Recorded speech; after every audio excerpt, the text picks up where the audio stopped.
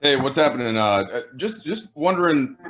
Frank was talking about how unique this first day is, and like what are you trying to take out of it versus just what it's been like from your expectation about just getting in the gym, starting to see what it's like with some of these guys. How unique is this all? Is this Mike? Sorry. Yes, sir. This is Mike. Big win for our Vikings. Big win. Big win for our Vikings. Yeah, it took a little bit. I mean, Jacksonville. Took a little bit. Yeah, you're right. You're right. But back to serious business. It's definitely unique, and I guess that's just kind of the mentality that everybody, myself included, is embracing. Coming to this organization, a championship organization, with a goal to defend and repeat. You got to have some sense of competitiveness and drive and hunger, as repeat champions. And then, for myself, who's a guy who's trying to get his first one in the midst of a team that's trying to do it again. My hunger aligns with the team's hunger and the organization's hunger. But as far as trying to integrate to a new system, I mean, I've played basketball for a long time. This is season 12. All glory to God and family. But it's basketball at the end of the day. Obviously, some different nuances, some different terminologies, but nothing that can't get picked up in a matter of a few days going into camp. I'd like to follow up on the Vikings, but I'll spare everybody else here. Wesley, just guys you played against for a long time, LeBron, Marc Gasol. Like, is there a way that you can understand them by all of the scouting reports that you've had to prep that then evolves as you, even from that day one when you're actually on the court together? Absolutely. I mean, you can kind of see some of the things that you have to defend against and to know now, be able to put yourself in those situations where you're on the receiving end, or you're the beneficiary, or you're a guy that can open up spacing so that the ball can breathe, so that you can play. One of the big emphasis was movement. This was probably the most movement I've done as far as spacing and cutting and slashing and just getting back into the swing of things, and almost similar to the flow in which style of play that I played in Portland, style of play that in Dallas. And, for me, it's exciting. Dan Warkey. Hey, Wes, Dan Wicke with the Los Angeles Times. Kind of two questions. How did your experiences going to Milwaukee last year, a team that was obviously built for a title run? You might talk about integrating in your experience, but how specifically fitting in with a championship level team? How did those experiences last year think will play out this year? And then sort of secondly, you see around the league, two guys in Oklahoma City tested positive for coronavirus. Portland had to shut their facility down today. How big of a cloud is that kind of as you guys go day to day here through training camp? Well, I mean, everything that I've seen here has been top notch as far as making sure that protocols are followed. And, a lot of it is just going to come down to the accountability of oneself, being part of this organization, being part of this championship organization and wanting to repeat. And like I said, myself, wanting to be in that game and be the last team standing. You got to hold yourself accountable. I mean, this is going to be in some ways tougher than the bubble, because at least in the bubble, we knew there was no other distractions, as far as it was difficult to be isolated from what it felt like the world. But now to know that not only are we looking out for, everybody's personal, your family, yourself, but, this is an extension. The Lakers organization is an extension of your family. And so, if we want to be the last team standing, we also got to be the healthiest team standing. So we've got to be accountable and be smart individually and collectively.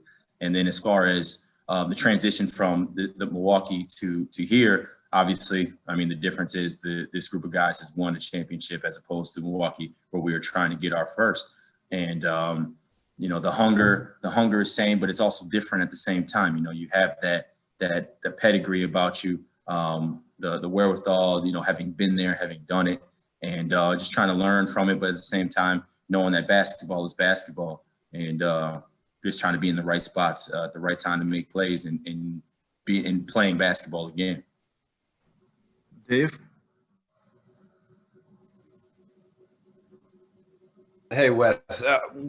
When you guys, Dave McBennett with ESPN, when you guys look at this preseason slate and these 4 games you have, how much are you going to kind of judge your team or measure your team versus you would in a normal year, considering you have so little time leading up to these games? I don't know. I mean, I only really know one way to judge, and that's off of, wins, performance, how hard we go, the little things. Your shot may not be there. You might be a little bit rusty on the offensive end, obviously due to lack of playing, lack of pickup. This is very unconventional for everybody involved. Usually leading up to this point, when we get to this point, there's been a lot of 5-on-5s. There's been a lot of runs up and down. We got to be smart going into this. I mean, you don't want an NFL situation where no preseason and go straight to games, and you see a lot of guys going out within the first 2-3 weeks of the season. So that's going to be the build up and the slow progression. Obviously, this team in Miami have had the fewest amount of days off in between starting back the season. Myself, we were out in the so I had a little bit more time to get ready, but it's still been an unconventional off season. So a lot of it comes down to personal accountability, getting what you need, making sure you get rest, making sure you're doing stretching on your own, doing all the little things to make sure that you can be ready when it's go time, and that's next week or later on this week. I don't even know. Kyle Goon. Hey Wes, full day for you with the practice and watching Kirk Cousins in one day. That's a lot of work. I didn't get to watch Kirk, so there was one stress that was. Kind of two questions here. One, we've talked with a bunch of guys who are returning who have said, their normal off seasons, obviously everything being so compressed, they haven't gotten a lot of training in. As somebody who's had a little more time than the returners, how much of your regular off season were you able to squeeze in? And just as a follow up, on a first day of training camp, Frank said that most of the guys were there, but not all. How much are those holes kind of felt when you're just starting out with a new team? For me, everything is new. So I didn't really have a gauge on who was, who wasn't. I mean, I know we got some guys that are coming back. My man Quinn Cook just got re-signed back, so I'm excited about that and happy for him. And I think Alfonso wasn't here yet. I think just because, going through protocols and making sure everybody's safe and eligible and ready to go. And so it's all new for me. And, as far as my off season, I was doing a lot of recovering. I had a little fracture in my finger in game 1 of the second round against Miami. So I've had to wait longer than I would have liked to, once we've got eliminated to let that heal up so I could even resume back training and doing all that kind of stuff. And it's 100% now. I feel great. So I didn't really get that same normal off season as well. And still just trying to make do. I'm doing a lot of yoga. Just again, being in this for 12 years now, you kind of know what you need, and just making sure you're doing that on a daily basis. Bill Orm. Hey, Wesley, Bill Orm with The Athletic. You've mentioned personal accountability a couple times here as it relates both to COVID stuff and also just being physically right. But specifically with COVID, I'm wondering, how are players, specifically with your team, holding each other accountable? Where's the leadership coming from in terms of like the right behavior and making sure you're doing yourself, and everybody's putting themselves in a position where nobody's going to put the team at risk and shut the facility down? Right. Well, I mean, everything starts within, but I mean, you think of the leader of this team. I mean, it's LeBron, and so that'll be something that will be discussed further on as we go into camp. I'm assuming, just as far as once we know more of everything, more of NBA protocols, more of just what there is to know about everything that we're getting ready to go through. This is all still new. This is all still happening on the fly. I'm assuming there's going to be a lot of things that get thrown at us throughout the season that are going to throw things off. And so again, you just got to be adaptable. You got to be you got to have that right frame of mind, right focus, knowing that above anything else, health is going to be the number one thing for us. And whether that's your body, and that's with this with COVID. So we got to be smart, and knowing that in order to be the last team standing, we got to be eligible to play. All right, last two questions. Mark Medina. Hey Wes, Mark Medina here, USA Today. Good to see you. A two-parter here. You already know what it's like to play without fans when you're in the bubble. So I was wondering, in what ways will that experience again be easier to adapt to, and what other adjustments do you think will come up because you guys are now playing in NBA arenas? I don't really know. I mean, I guess right now everybody's just got to go into expect the unexpected. And I've been saying personal accountability for a long time. I think that's just really what's going to have to come down to, and to be ready for whatever. Make sure you do the work.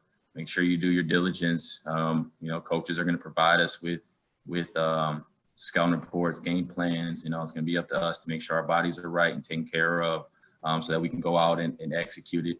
And just following guidelines, following protocols, and understanding the greater good. You know, it's not hard to sacrifice when there's something bigger than you.